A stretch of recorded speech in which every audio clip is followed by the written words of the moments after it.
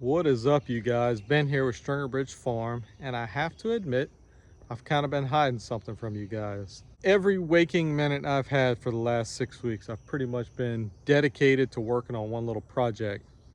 But if you look kind of behind me, you'll see this is an area that was all wooded, and now it suddenly has a clearing, a ditch, and a levee all the way through it. Now, I say all the way through it, this is actually a 40-acre patch of kind of our marginal land. Let me go take you for a ride to show you what we have. So for some perspective, right across the canal right there, that's one of my big cow pastures. It's about 20 acres. I've got one of my main access roads right here, which is elevated, and this road is actually going to serve as one of the levees or berms or whatever you want to call it.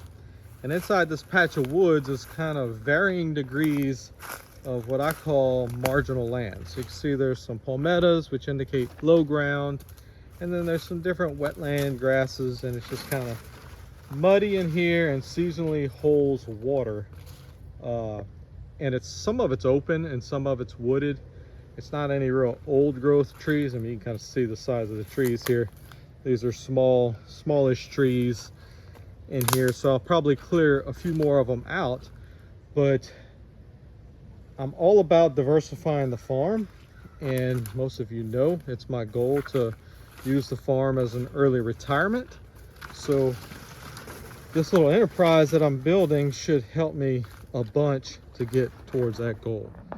So hopefully this spot gives a little bit of perspective, but what I've done is on the outside of what will be the pond, I dug a drainage canal that'll drain out to our main river, just naturally drain. And I used all the spoils to build the levee. And you can see, just for perspective, this levee goes, I think I put in almost a mile of levee. I think it's a little bit under a mile. So I've had to clear about 100-foot wide swath, dig the canal, and the intent is only to hold about a foot of water. So this levee is freshly dug, but I still haven't come and worked, got the roots out of it, packed it, got it all set like I need. So it's kind of just thrown right now, but you can see it's definitely in the form of a levee still to be worked. What we're gonna do is I'm gonna try to put this 40 acres into crawfish production within the next 1 to 2 years. So the problem is I'm against the clock now. So the first thing I have to do is I had to get these levees built, which I'm pretty close to being to a point where I can at least take a breather. Not done, but got it where I can hold a little bit of water.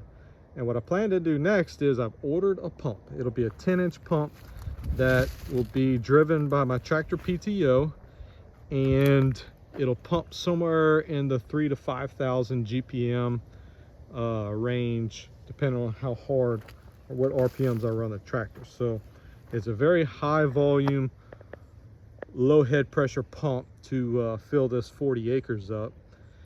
And but the reason I'm against the time clock is if I don't get this pond flooded in the next 2 or 3 weeks and seed it with crawfish, basically stocking it, I won't be able to harvest crawfish out of it next year. All I'll be able to do is flood it, let the crawfish, put a few crawfish in there, let them breed, start making some babies, and basically populate the pond. But I want to do that this summer, which, like I said, I'm running out of time. But if I can get that done this summer, then we can actually get into some production for next year and hopefully get to the point where we're catching, I don't know, 6 or 8 sacks 2 or 3 days a week was kind of my goal for next year. Like I said, I don't know if we'll actually get there. And one thing that's crazy is me and my 2 boys, I'm sure y'all remember Levi and David, but we made us about 35 of these pyramid traps. I know there's some things we can do better, but we basically made us 35 as kind of a test and to get ready. And what's crazy is I just dug this canal like in the last week and a half, and there's already some adult crawfish in it. You see I caught me a little goggle eye in there as well.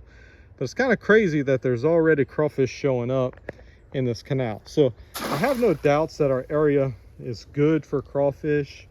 Our soils are heavy enough clay content where they can burrow. And if you've ever seen crawfish burrows, Let's see, I'm sure I can find a couple. Here you go. So this is what we're looking for right here. And this is a sign that they're basically breeding, and now the season's coming to an end, and they go down in the ground to basically have their babies. And so they'll come back out in, let's see if we can get a good look down there. You can't really see it. But basically they'll come back out in the fall with their young when you start getting your winter rains again.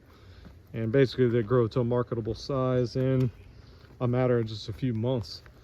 So for us, like I said, my big challenge is getting these levees secure enough to hold a foot of water, which as they stand, they're about 3 feet tall. So I'm hoping the base of them is just naturally heavy enough clay that it'll hold a foot of water. All I need it for is about 3 weeks.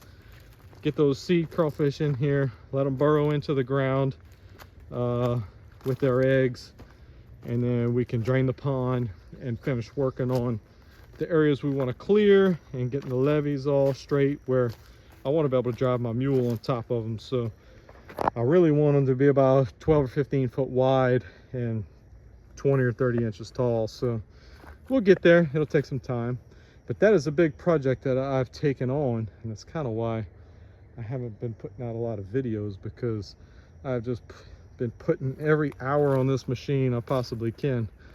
You can probably see all those piles of trees everywhere. A lot of mess we've made. Now, I know what a lot of y'all are thinking, like, man, how in the world does this guy have time to do all this? He's got all these kids and different things he's doing with cows. And the way I see the crawfish pond is a little bit different. Now, when I get to the point where I'm ready to retire, I'll probably view it more as a totally financial business, but we love just fiddling with that kind of stuff already. It's gonna make for a great place to duck hunt. It's gonna be crawfish that we can eat pretty much anytime we would want, and it'll be a source of income and just a way to cultivate and use our land. But beyond that, y'all know Levi, he's 12, he's about to turn 13, and he's already starting to look for little odd jobs to work and do. And his cousin Luke, which Luke's made a couple of appearances on the channel, he's a huge outdoors guy. He's a year older than Levi. He also is just chomping at the bit for me to get this crawfish pond finished, because I've already kind of made a deal with them two and any of my other kids or nephews that are interested.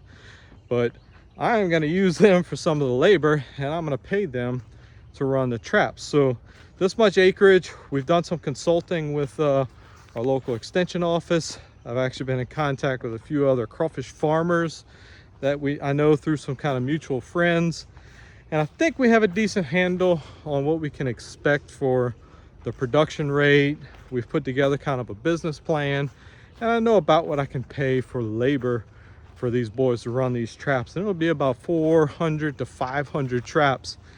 And if we do really well, that could be, you know, somewhere as up to like 30 or 40 sacks per week if we run them 3 days a week. So these boys stand to make a decent amount of money if they're willing to hustle and really work this crawfish pond.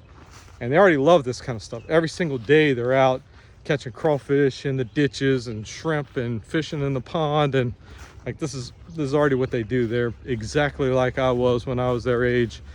And I would have given anything to be able to do this for fun and for money when I was growing up. I ended up cutting lawns when I was their age, but something like this would have been way cooler. So I actually like that part of it, where this is a little bit different than the cows, where the cows, you know, you put in a little work all the time and you get a big payday at some point when you butcher them or sell live animals. This is more of basically, if they have time this week, they don't have practice with baseball and everything else, and they want to go run and bait traps for me, you know, I'll basically profit share with them, and whatever we catch, we'll split whatever money we make. I'll maintain the pond and all the equipment and the water and all that, and they can be some labor for some spending money. So I think it's gonna be really fun. They're looking forward to it. I'm looking forward to it. Even my wife is kind of excited because she likes eating crawfish. And just while we've been experimenting, we've been catching enough crawfish that we eat it pretty much every single weekend. We have a little crawfish boil. So I think it'll be a win-win. Maybe it'll work out. It'll be better than we anticipate. Maybe it won't, but I guess we'll see. So anyway, you guys stay tuned, and maybe I'll put together a little bit more information on what we're doing, why we're doing it, and y'all can keep up kind of with the progress. But y'all look forward to it, that within the next 10 days, as soon as that pump I ordered is ready, I'm going to pick it up and we're going to flood this thing with water, get it seeded, and then we'll pick back up on the work a couple months later when it does dry back up. So anyway, let me know what you guys think. If you got any ideas, thoughts, questions, but I'll catch you on the next one.